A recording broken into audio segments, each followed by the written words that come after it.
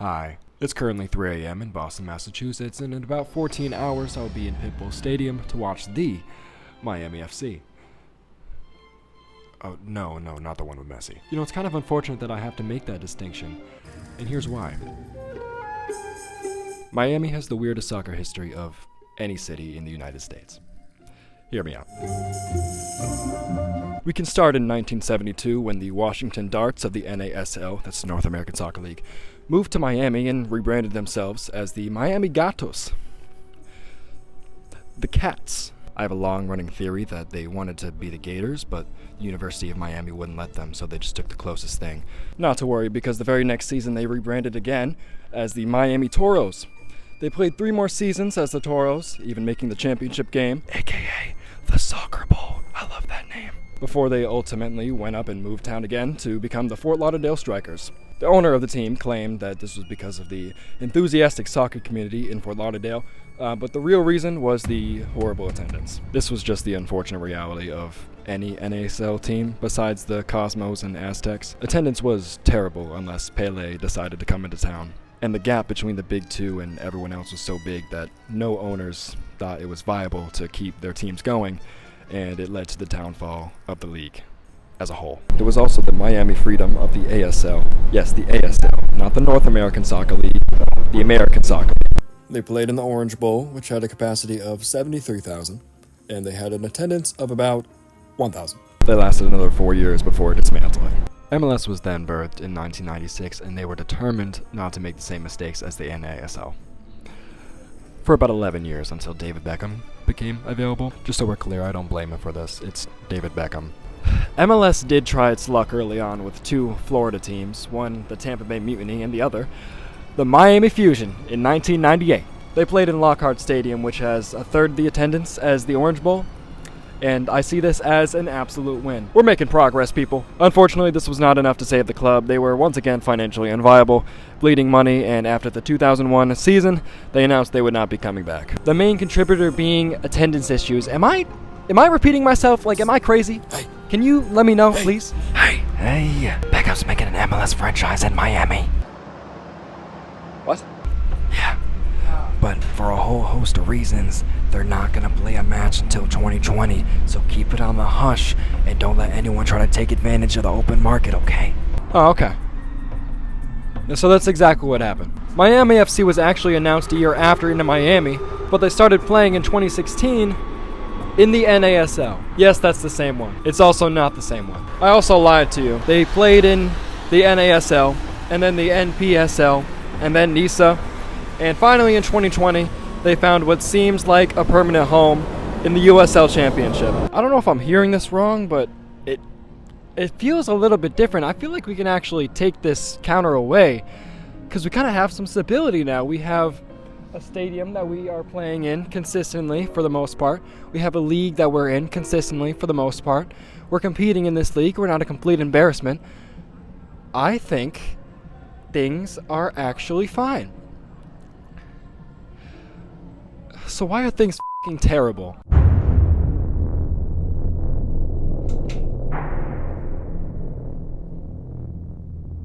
For the 5th year in a row now, not counting COVID, Miami FC has failed to consistently draw over 1,000 people per match. This predates Messi, but we should probably also talk about it. Remember in 2007 when Beckham decided to play in MLS? Remember in 2014 when Beckham bought an expansion franchise into MLS because of a clause in his contract that allowed him to do so for a flat fee of $25 million? Remember in 2020 when his team started playing when there was now an established club in the city? In 2023, that team signed the greatest player ever. Go to any Miami FC game the last 2 years and you'll see dozens of people repping pink and black. Now, this isn't actually a Miami FC exclusive problem. I've been to 24 Revs games the last couple of years, and we could be playing Portland Timbers, doesn't matter, you'll get the same thing. Regardless, Inter Miami is not just cutting off potential new fans from any other team in the city, they are actively siphoning off the existing ones to the point where you'd think that MLS is intentionally trying to bleed out its competing league. And at the end of the day, business is business, but this just feels like bullying. Oh my god. It's a never-ending loop. It's a cycle that we can't find a way out of. I mean, how many times are we going to try this? We're going to spend 10 years to get a new stadium. We're going to tear down the old one. We're going to have terrible attendance. We're going to fold it after 4 years. And then in another 4 years, we're going to try again. Something has to change. I mean, there's got to be something we can do. There's a rich culture, a great history, 6 million people in the area who clearly care about the sport. It's just, why is it not showing up in the numbers? There's got to be an answer. There has got to be an answer. I want to keep trying, but I feel like it's just going to keep happening and happening and happening and again.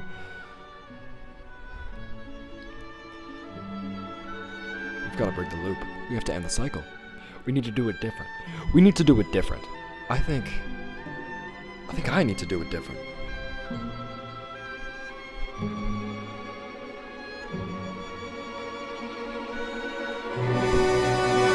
Hi. Again. We're not going to sit by idly and let this happen. What do you think? The big shark is going to take the minnow again? Maybe. But my 1,000 subscriber YouTube channel is going to try to make a difference today. Take everything you learned in the first segment of this video. I don't know. I haven't edited it yet. Throw it in the trash because we're rewriting the history today. The Wikipedia of the Miami FC is now this video. We're going to get the fans' perspective. We're going to know what's going on really. And I really wanted to reach out to the Dade Brigade, but they haven't posted anything on Insta in about a year. So we're going to get opinions in person. Let's do that now.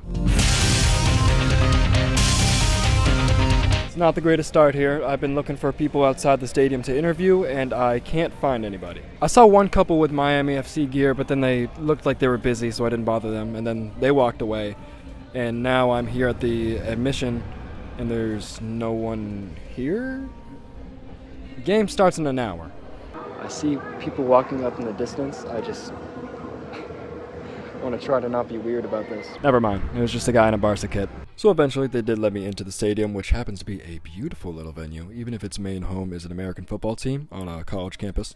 Cornhole isn't quite as fun when nobody else is playing it. And after fans started to file in and I floundered around like the socially awkward, non-confrontational person I am, I finally mustered the courage and interviewed a couple. So how would you describe the state of the club? The state of the club, I think it's a good team. I think everything goes great with the team, and they have a really good supportive fanatics in that type of things. And I really think that the team has the development to keep growing and keep advancing to new clubs as well. Okay, you said you are a brand ambassador of the team. Can you be unbiased when you say yes to the same question? So for me, because I don't know if you noticed, but last season I worked as in equipment management for Miami FC. So I was actually inside, so I did a little bit of work. So for me, actually, I love the team a lot. But I've seen that when they started the season, they were losing a lot. And I noticed that they were still getting to know each other and everything. So I know the first 4 games were like not too great, but now since they know each other and they're more of a family, they've been growing a lot and they've been winning a lot more because they've been working together and they know each other a lot more. So no doubt in your mind, it's a great atmosphere. The numbers still, though, unfortunately say last in the USL Championship in attendance. What can the team do to up those numbers? I would say to work together as a team, because I know they have great bonding now, because now they know all each other and they met and they've been doing bonding, so I think they're good. Yeah. Thank you, people. Appreciate you. Okay, I had a conversation with those two that lasted a lot longer than the interview. Can you please just give me a sec? Like I was saying, I had a conversation with those two that lasted a lot longer than the recorded interview. 2 great people who really care about a club. You love to see that. And they also let me know that you can kind of just go down and talk to the players, so I might try to do that after the match. All right, we kick off in 20 minutes, and I don't see the supporters group, the Dade Brigade as they're called. I was going to DM them on Insta to talk to a few people, but they actually haven't posted in over a year, so I don't know what's going on there. Anyway, though, the Florida heat is killing me. I'm not used to this. I'll see you at the game. Wait, no. I see a drum.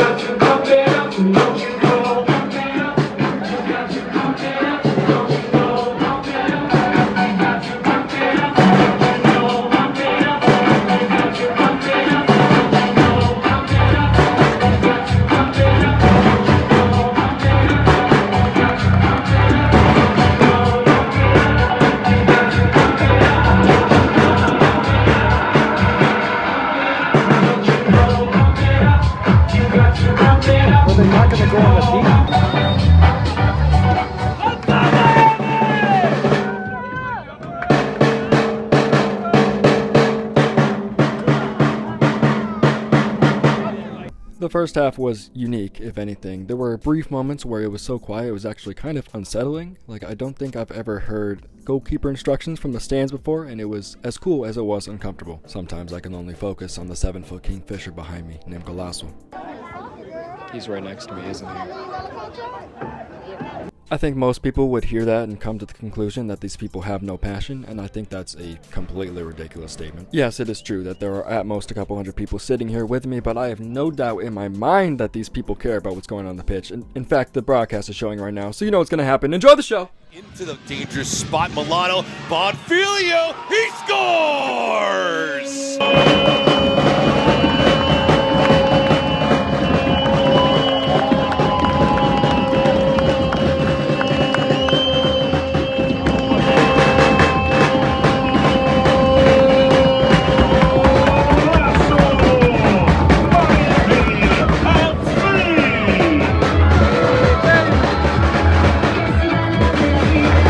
Safe to say the vibe immediately skyrocketed after that goal, and the 31 people over on that side, yes I counted, wish they were over here. I would say ideally it's best to have most of your chants already going and not just only after the first goal, but it's better late than never, and one group particularly kept having my attention. So what's your name, my friend? Ariel. And how long have you been supporting the club? Since, I don't know, 2017 when they opened up here in here at FIU Stadium. Gotcha. So, have you followed the whole history of soccer in Miami? Because it's been quite a wild ride. I would say I have like a medium interest in it. Like I know about Miami Fusion, I know about Fort Lauderdale Strikers. So you know, más o menos. Gotcha. There has been a lot of foldings, a lot of rebrandings in Miami history. Yeah. It feels like Miami FC is kind of the first one to actually have its own identity. It has a stable stadium, it's been in USL Championship for 6 years ongoing, and yet still it feels like the message isn't getting out there. There's another hot shot city. Also, I need to ask you about Inter Miami in a second. But what would be your pitch to people who are getting into soccer, getting into Miami soccer, to bring them to Miami FC specifically?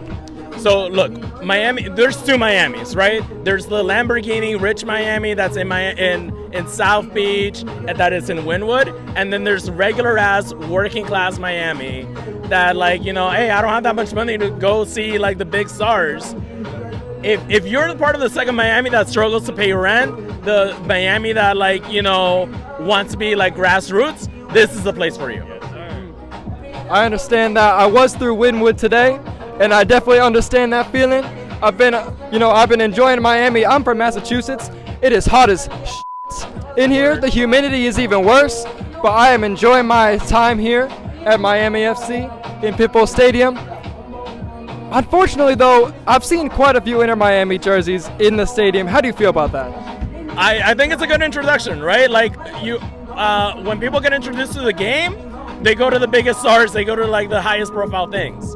It takes a while, but I think it's like a stepping stone for you to get into the grassroots of it and to go see like, hey, I have a team that I can watch here from like 10 minutes and it's only gonna cost me like, I don't know, $15 or something, right? So I do think I don't mind it. I think it's a good thing that like Inter Miami fans, when they can't get into the big, giant, expensive games, they come here. I think that's actually a great idea to have like a healthy balance. Personally, if I saw, I was at a Pats game and I saw an Eagles fan, I would be screaming. But I understand that you would have this balance of wanting to grow the club. And do you feel like there's any other way that you could grow this club forward in the future? So what Miami loves is a party no matter who you are, right? So what we try and do is that we try and bring chants, we try and bring music, we try and make it a party atmosphere so that people like, whether a team wins or loses, they feel like they're having a good time and like they can connect with the community at large. So to bring in more people, I think making it a party is number one. My last question is, can I join y'all in the second half in your cheering? Brother, you're always welcome here. All right, you heard it here first, and everyone else watching, I want to see you next time you're in the area. Thank you for your time. Oh yeah, bro. The rest of the night was run-off vibes, and basically vibes alone. A disappointing draw from an added time goal didn't change that much. This was still one of the most surprisingly fun games I've been to this year. And I'd also like to take this time to formally apologize that this late into the video I have clickbaited you. This club is not in crisis, but it could certainly use some help.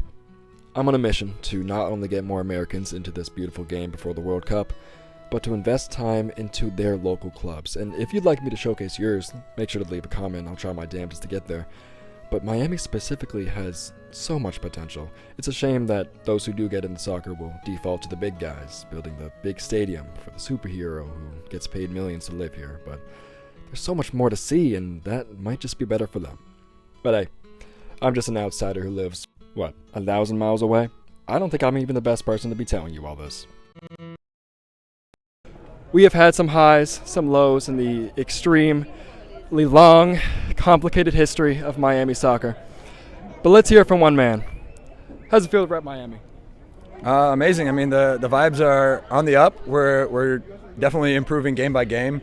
And, you know, the ownership has come in and put a lot of belief behind this team. So I think we're all excited for what's to come in the future. So the future is looking really bright.